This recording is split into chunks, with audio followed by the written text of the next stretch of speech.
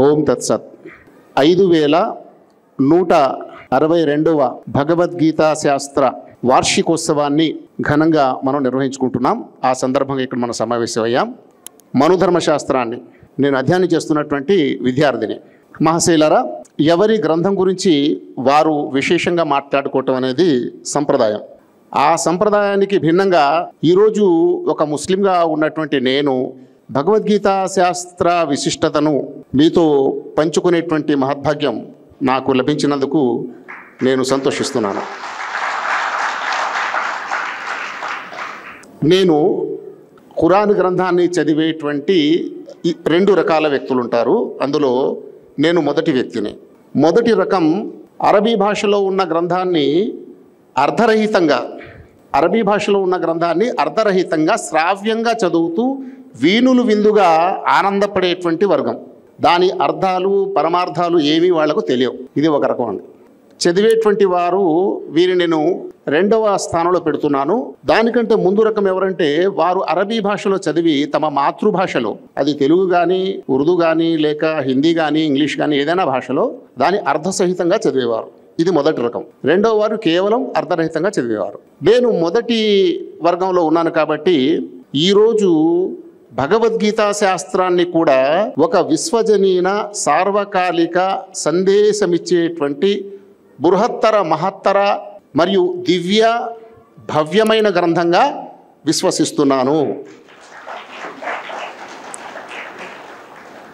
ఇంకా ఈరోజు మనం చాలా సమస్యలు ఎదుర్కొంటున్నాం. ఆ సమస్యలకు పరిష్కారం భగవద్గీత అని నేను అంటున్నాను. ఏమిటి ఆ సమస్యలంటే నైతిక సమస్య అన్నిటికంటే ప్రధానంగా మానసిక సమస్య ఉంది, శారీరక సమస్యలు ఉన్నాయి, ఆర్థిక సమస్యలు ఉన్నాయి, సామాజిక సమస్యలు ఉన్నాయి. సకల సమస్యల్లో ప్రధానమైన సమస్యలు ఏమిటంటే 3గా నేను గమనిస్తున్నాను. మొదటిది వ్యక్తిగత జీవితంలో నైతికత లోపించటం. ఇది ఈనాడు మనం అందరం ఎదుర్కొంటున్నాం. ప్రపంచం కూడా ఈ సమస్య ఎదుర్కొంటుంది. వ్యక్తిగత జీవితంలో నైతికత లేకపోవటం. రెండవది సామూహిక జీవితంలో మానవత లేకపోవడం. సామూహిక జీవితం అనేది తల్లిదండ్రులు సంతానం నుండి ప్రారంభమవుతుంది. ఒక తల్లిని కన్న తండ్రిని నిర్దయతో ఒక ఓల్డ్ ఏజ్ హోమ్లో తీసుకువెళ్ళి పెట్టేస్తున్నారంటే అలాంటి వ్యక్తుల్లో మానవత ఉన్నట్టా చెప్పండి? తన తల్లిదండ్రులనే సాకలేని, తల్లిదండ్రుల సేవ మాత్రమే చేయలేనటువంటి వ్యక్తి ఇక ఇతరుల పట్ల మానవతను ఎక్కడ ప్రదర్శించగలడు?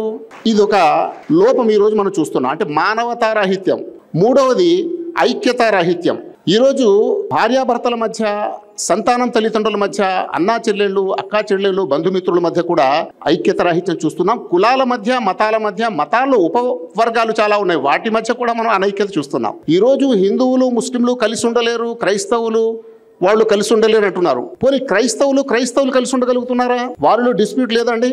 సంఘాలు పెట్టుకొని ఈ సంఘంలోని సత్యం ఉంది, ఆ సంఘంలో సత్యం లేదని చెప్పి వాదించుకునే వాళ్ళు ఉన్నారా లేదా? అలాగే ముస్లింలు ఐక్యంగా ఉన్నారంటే వాళ్ళలోనే 1,00,000 సంఘాలు పెట్టుకుని వాళ్ళు ప్రతిరోజు కలహాల కాపురం చేస్తున్నారు. అలాగే మన హిందూ సమాజంలో కూడా అనేకమైనటువంటి మతపరమైనటువంటి వైషమ్యాలు మనం చూస్తున్నాం. కాబట్టి ఈ 3 విలువలు, ఒకటి చెప్పండి, నైతికత, మానవత, ఐక్యత, ఈ 3 విలువల్ని సర్వసామాన్యం చేయాలనేటువంటి ఉద్దేశంతో మేము సకల గ్రంథాల సారాన్ని తీసుకొని ఇంటింటా వెళ్ళి కులమతాలకు అతీతంగా ఒక సార్వజనీనమైన సందేశం మన ధర్మశాస్త్రం భగవద్గీత ఏదైతే ఇస్తుందో దానిని అవపోసన పట్టడం, అవగాహన చేసుకోవడమే కాకుండా దాని విశాలతను కలిగి ఉండడమే కాకుండా ఆ విశాలతను ఇతరుల్లో కూడా కలగజేయాలనేటువంటి బృహత్తర సంకల్పంతో వాడవాడలా ప్రచారం చేయడం జరుగుతుంది.